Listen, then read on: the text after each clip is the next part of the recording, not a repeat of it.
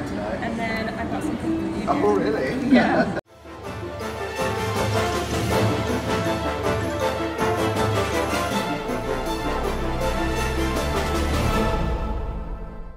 Whew, I think I set my hair on this side to maximum frizz today, so just maybe I'll hang outside the frame just right here. Also, I hate to be the person to keep looking in this little thingy. Ooh, I'm blurry. There it goes. Do you ever have days where your eyebrows are chilling on like 2 different latitudes? Because that's today. Anyways, hello. How are you? How's it going? How are the kids? How's the fam? It's been a while, but I moved. If you haven't noticed. New apartment, new me, who dis? Right now my background's not super pretty because this is the only place I can film, but I'm getting new furniture. Actually, it's such a bad situation that I got flowers brought to me yesterday, and I had one vase that was originally used for fake flowers, and these are just like a little bit taller than the vase itself, so they're kind of like living on a prayer balance-wise. And I didn't actually have another vase, and you didn't know that. So I have these lovely sunflowers in this beer glass.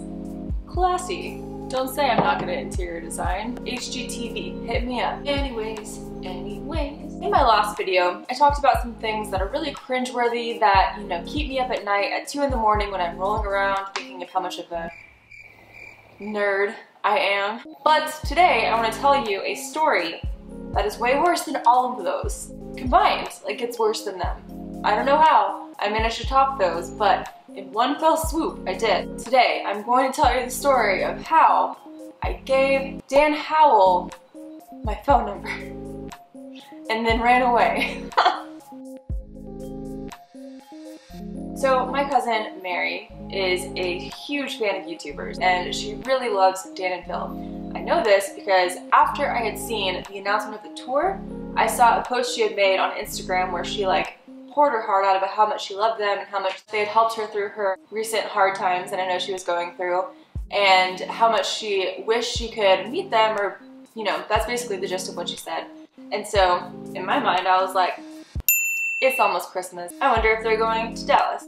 And they were. So I bought tickets, made a big deal about getting VIP tickets so she could meet them because she was so excited about that. She had a countdown on her Twitter for 200 something days. She drew this like beautiful picture for them. She wrote them letters and just was like so stoked. So I hadn't watched most of their videos for years. I was really out of the loop with everything, and I decided to binge watch as much of their content as I could in Christmas break and January. And as I was watching them this time around, I was like, oh, I make YouTube videos too. We have so much in common. Let's be friends or something. Who knows? I'm the kind of person that's always really straightforward, and I always was the person who just went up to people and said, hey, I want to be your friend, or hey, I like you. And that always worked out for me. Well, usually worked out for me. I figured, hey, what's the worst they could say? Like, no, we hate you. It was more likely that I would never talk to this person again. So I figured, might as well, in the one chance I will ever get to cross paths with this person, try to make it happen.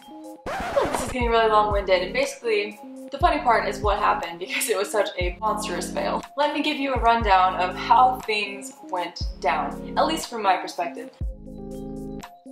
So, that weekend, I decided to make it into a girls' weekend, and since I'd be down in Dallas, and that's way more fun than Oklahoma City, I was gonna go down there with some girlfriends, go out on Friday night, explore the city Saturday, maybe go out again Saturday nights, and then I'd do a family day on Sunday. And that seemed like a great idea. But I didn't take into account the fact that I would be massively tired and slightly hungover on Sunday, which was not a good mix with things that give me anxiety, like crowds, for instance. So we get to the venue, and then we start lining up. Then we get to the door, and the door guy goes, the price code says VIP, but how much were your tickets? And we said, oh, we got them from StubHub. They were probably a little bit more expensive, but these were the last VIP tickets we could get. And he goes, hold on just 1 minute. Oh my god, my heart raced so hard. I was like, oh my god, I spent this much money, got her so excited, and that's all I could think about. Then he comes back and he says we're fine, and the anxiety kind of calms down. So at this point, I was hungover, I was hot as hell, I had just had a minor heart attack and a minor panic attack and was still kind of recovering from that. And I was feeling a little out of place in a big crowd that made me nervous, and then we start lining up. I think, okay, I've got enough time to recover and to be cool and like collected by the time I get to the meet and greet thingy.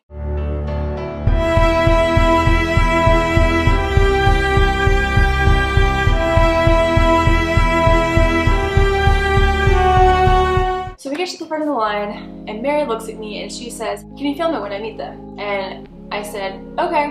But in my head, I wanted to say, "No, that seems really awkward. What am I going to say when I get up there?" But it was too late to say anything at all because we were being ushered around the corner without saying a word, because she was already talking at this point and I didn't want to interrupt her. But without saying a word, I pulled up my camera and I walked around the corner like this.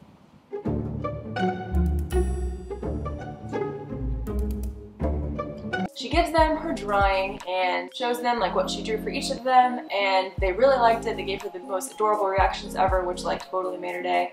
And they sign her hats and they get a picture together, and then it's my turn. And I hand her my phone because at the time that seemed like the most logical transition into meeting Dan and Phil. So I give her my phone and I go in for a really awkward one-arm hug with Phil that I gave. It wasn't his fault.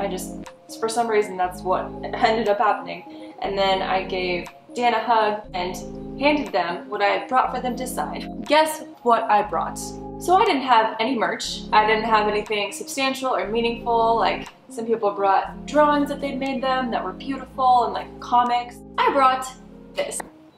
A random green notebook that my cousin found in her living room 5 minutes before we left for the show. It's blank. It's completely blank. It's not a journal or a sketchbook or anything. It's literally paper. But what I had done is I had picked a random page for them to sign. I think it was this one. I had put this little holder, this little holder over the side to hold the pages down.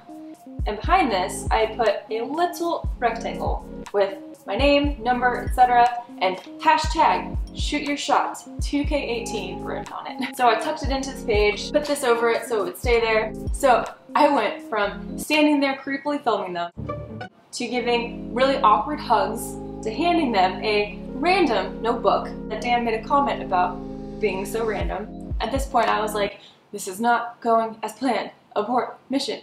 But also, no. You came here prepared with something hidden behind this page. You're gonna do your thing. This is your one shot, your one opportunity to seize everything you ever wanted. Are you gonna go for it or just let it slip?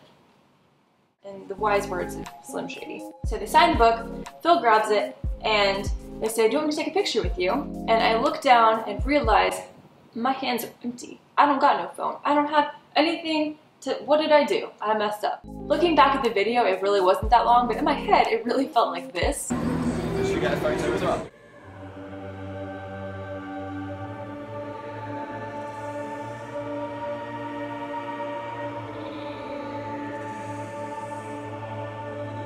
Here's my camera. You can use that. So we get the picture taken. They start thanking me for coming to the show and saying, "Hope you enjoy the show." To which I said, "Yes." Thank you so much for coming. I hope you have a good time tonight.